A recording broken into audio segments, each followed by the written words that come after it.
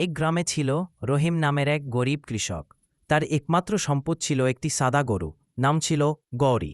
গৌরী শুধু গরু নয়, রহিমের কাছে ছিল পরিবারের মতো। প্রতিদিন ভোরবেলা রহিম মাঠে যেত আর গৌরী শান্তভাবে তার পাশে দাঁড়িয়ে ঘাস খেত।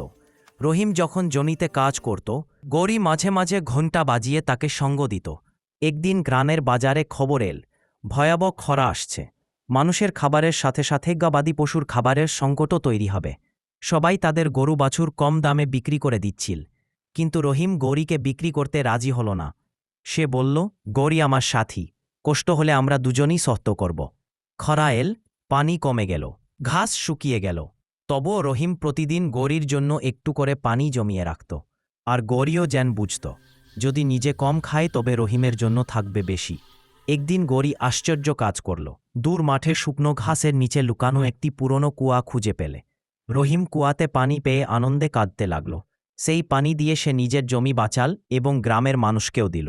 সবাই বুঝল, কেবল মানুষই বন্ধু হয় না, পশুরাও সত্যিকারের বন্ধুত্বের নজির রাখতে পারে।